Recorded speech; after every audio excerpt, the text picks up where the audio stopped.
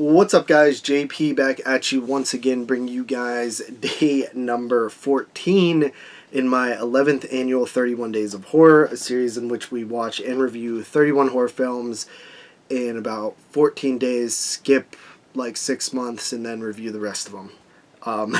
So, obviously, I'm very, very late on finishing up the 31 Days of Horror for this past October. Had a lot of life stuff get in the way, so with that said, finally going to finish this up, because the worst thing I could do is put it off till like September and then have to do like 31 plus another like 15 or 16 or whatever. So doing it now. At the end of the day, they're just reviews. It doesn't matter when they go out. But yeah, so today's review is actually going to be Video Violence from the year 1987, I believe.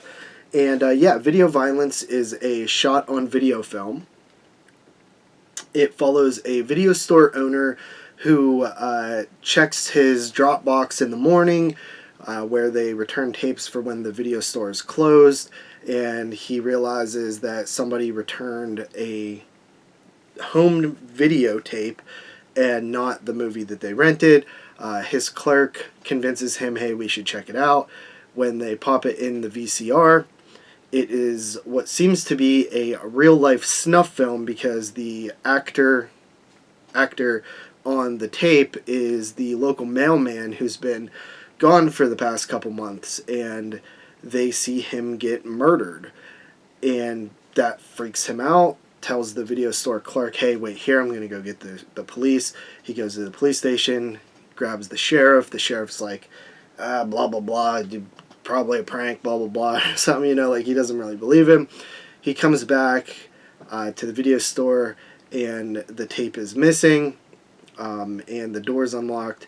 The sheriff thinks that he's just pulling his leg, and so the video store clerk, along with his wife, starts investigating the town and finds out that this town might be a little weird. Everybody loves horror films. So that is the plot of Video Violence. The film itself is actually very entertaining to me. A lot of times shot-on-video films get a bad rap. And granted, I mean, most of the time these are like homemade movies. A lot of the times, like sometimes they have a little bit more of a budget, but a lot of times these films are made with people who just wanted to make a movie back in the 80s and 90s and just decided to grab their family camcorder and make a movie and then edit it and release it, and it was in, video stores all over the place. I don't think I ever rented a shot-on-video film as a kid. It wasn't until I got older and saw the internet where I found out that these things existed, but I'm a fan of them. I really am. I haven't seen like a bunch of them, but I've seen a handful, and I pretty much like them. Some are better than others, of course. With any genre or film technique, you're going to have some great ones and some not so good ones.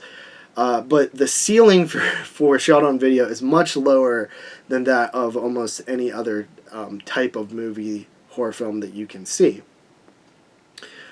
So Video Violence is a film that I think has a lot of heart. It feels like these people really wanted to make a movie. They had a pretty cool idea. They seem to be able to put a lot of effort into the sets. We're in an actual video store, I assume.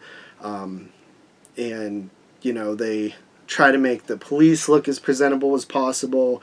And the acting is a little better than what you typically get in shot-on-video films. But, again, it is shot-on-video, so keep that in mind. And if you don't know what shot-on-video films are, it's literally, I guess you shouldn't even call them films, because there's no film. They are shot on videotape. And edited, and this is released by TerrorVision here, which I actually got a TerrorVision shirt in the mail recently, and they put these on Blu-ray, and I do think the Blu-rays look a little bit better than the DVDs that I've seen this film on.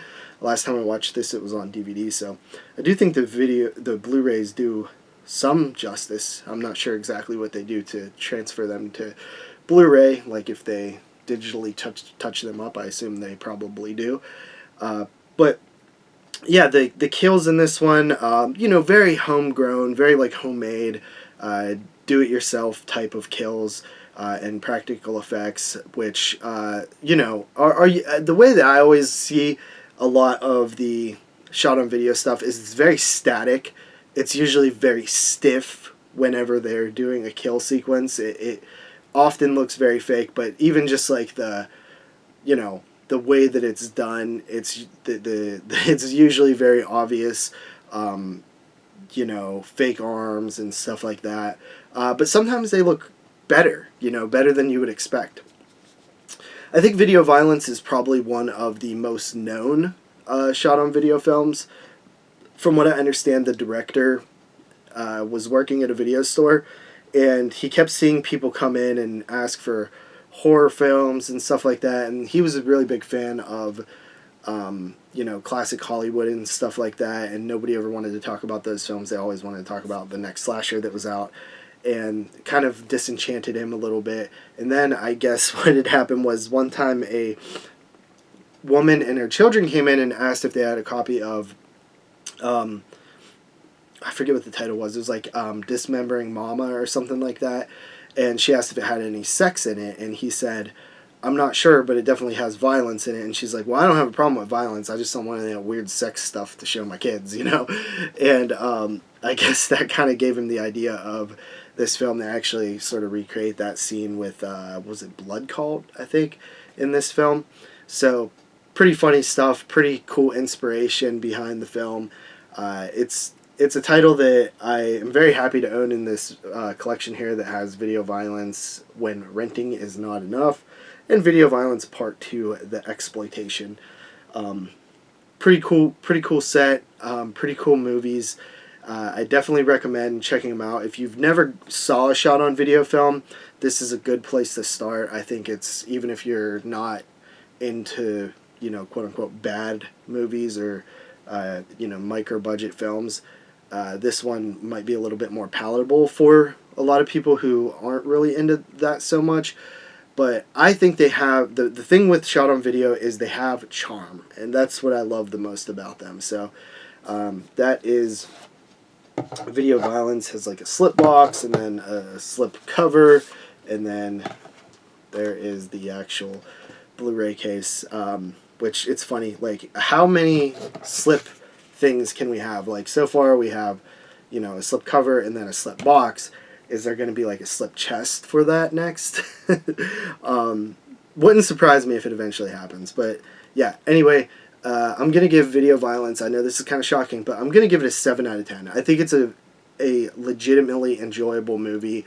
You just have to suspend your disbelief a little bit on the acting and the gore and stuff like that. But it is fun. So with that said, see you guys next time with another one. Peace out.